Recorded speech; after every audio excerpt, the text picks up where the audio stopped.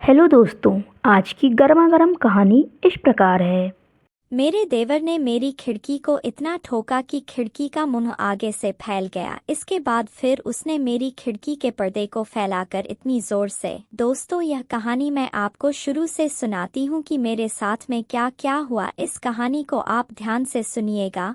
और दोस्तों, आपसे रिक्वेस्ट है कि आपने मेरे चैनल संजना की कहानी को अभी तक लाइक और सब्सक्राइब नहीं किए होंगे तो प्लीज़ कर दीजिएगा। दोस्तों, मेरा नाम संजना है। मैंने कंप्यूटर साइंस से बीएससी किया है। मेरे घर में कुल 4 लोग रहते थे। मेरी मम्मी पापा, मेरा एक छोटा भाई और मैं। मेरे परिवार की आर्थिक स्थिति अच्छी नहीं थी, इसलिए मैंने जॉब करने का निर्णय लिया। मुझे एक कंपनी में जॉब मिल गई और मैं उस कंपनी में जॉब करने लगी। मैंने उस कंपनी में 1 वर्ष तक जॉब किया। इसके बाद मेरे लिए शादी का एक रिश्ता आया, लेकिन मैंने अपने पिताजी से कह दिया कि मैं अभी शादी नहीं करूंगी। लेकिन मेरे पिताजी ने कहा, बेटी तेरी उम्र शादी लायक हो गई है, अब तुझे शादी कर लेनी चाहिए। मेरे रिश्तेदारों ने भी मुझे बहुत समझाया। सब लोगों का प्रेशर मुझ पर पड़ने लगा, इसलिए मैं शादी करने के लिए तैयार हो गई। मुझे मेरे पिताजी ने घर बुला लिए क्योंकि मुझे देखने लड़का आने वाला था। जब मुझे देखने लड़का और उसके सगे संबंधी आए तो मैं उन्हें पसंद आ गई, क्योंकि मैं दिखने में खूबसूरत थी और मेरी पर्सनालिटी भी अच्छी थी। लड़का भी मुझे बहुत पसंद आया क्योंकि उसकी भी पर्सनालिटी अच्छी थी और वह देखने में भी बहुत हैंडसम था। लड़के की जॉब लखनऊ में थी, वह सॉफ्टवेयर इंजीनियर था। मेरा रिश्ता तय हो गया और शादी की डेट 2 माह बाद निकली। मैंने सोचा कुछ दिन जॉब कर लेती हूँ,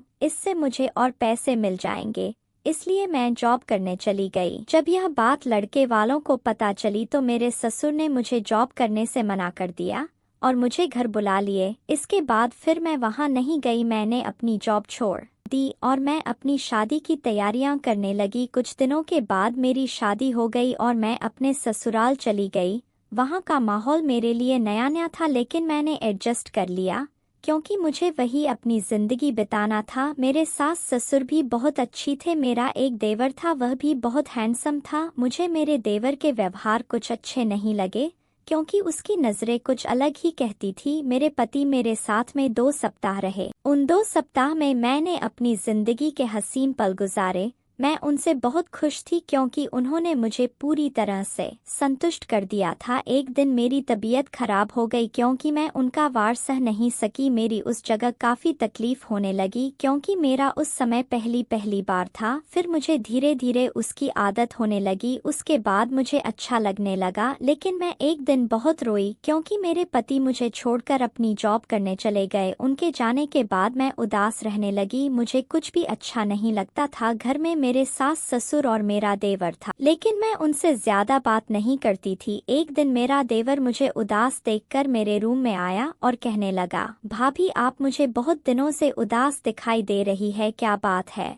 तब मैंने कहा, अनिकेत, मेरे देवर का नाम अनिकेत था, ऐसी कोई बात नहीं है, लेकिन तुम्हारे भैया के जाने के बाद मुझे अच्छा नहीं लगता। तब अनिकेत कहने लगा, भाभी अगर तुम्हें किसी भी चीज़ की ज़रूरत पड़ेगी तो मुझे याद कर लेना, मैं तुम्हारा काम कर दूंगा। और वह मेरी तरफ कुछ अलग ही नज़रों से देखने लगा। मैं समझ गई थी कि वह मेरी तरफ ऐसे क्यों देख रहा है। मैंने सोचा इससे ज्यादा बात करना नहीं चाहिए, नहीं तो यह मुझे परेशान करने लगेगा। इसके तुरंत ही बाद मेरे पति का फोन आया और मेरा हालचाल पूछने लगे। मैंने कहा, तुम्हारे बिना मुझे कुछ भी अच्छा नहीं लगता, मैं कहीं भी आ जा नहीं सकती। तब मेरे पति कहने लगे, अगर तुम्हें कहीं आना जाना है या कुछ खरीदना है तो अनिकेत के साथ में जाना, वह तुम्हें लेकर जाएगा। मैंने मन में सोचा, अनिकेत तो मेरी लेने की फिराद में है। इसके बाद मैंने अपने पति से बहुत सारी बातें की। कुछ दिनों के बाद में एक ऐसा समय आया कि मुझे अनिकेत का सहारा लेना ही पड़ा क्योंकि उस समय मेरी तबीयत खराब हो गई थी। मेरे ससुर मुझे लेकर नहीं जा सकते थे क्योंकि वे बुजुर्ग हो चुके थे और उन्हें गाड़ी चलाते नहीं आती थी, इसलिए मैंने अनिकेत को डॉक्टर के यहाँ लेकर जाने के लिए कहा। तब अनिकेत मुझे डॉक्टर के पास लेकर गया, लेकिन घर आते समय अनिकेत ने गाड़ी में जमकर ब्रेक लगाया और मैं उससे चिपक गई। मैंने अनिकेत से कहा, गाड़ी धीरे चलाइए। तब अनिकेत कहने लगा, भाभी पढ़कर बैठिए न। मैंने कहा, गाड़ी में तो पकड़ने के लिए ऐसी कोई जगह ही नहीं है। तो अनिकेत कहने लगा, कोई बात नहीं भाभी, आप मुझे पकड़ लो। लेकिन मैंने अनिकेत को नहीं पकड़ा। तब वह तेज गति से गाड़ी चलाने लगा। मुझे मजबूरी में उसे पकड़ना पड़ा। मुझे रास्ते में कहने लगा, भाभी तुम्हें किसी चीज की जरूरत तो नहीं है या किसी चीज की कमी तो महसूस नहीं हो रही है? अगर किसी चीज की कमी होगी तो मुझे बता दीजिएगा, मैं तुम्हारा सब काम कर दूंगा। लेकिन मैंने कहा, नहीं, मुझे किसी चीज की जरूरत नहीं है। उसकी नीयत मुझे ठीक नहीं लग रही थी। वह मुझे करने के लिए हिंट दे रहा था। वह आए दिन मुझे ही देखते रहता। वह मुझसे हर दिन बातें करता था ताकि मैं उससे इम्प्रेस हो जाऊं। एक दिन मैंने उसे अपने हथियार से खेलते हुए देख लिया। यह उस समय की बात है जब मैं बाथरूम से नहाकर निकली और अपने रूम में चली गई। उसके बाद मैं फिर से बाथरूम में अपना क्लेचर लाने गई। जैसे ही मैंने बाथरूम का दरवाज़ा खोला तो अनिकेत अंदर अपने हथियार से खेल रहा था। अनिकेत ने जैसे ही मुझे देखा वह दरवाजे की आड़ में छुप गया। मुझे वह सब देखकर शर्म आने लगी और मैं तुरंत ही वहां से अपने रूम आ गई।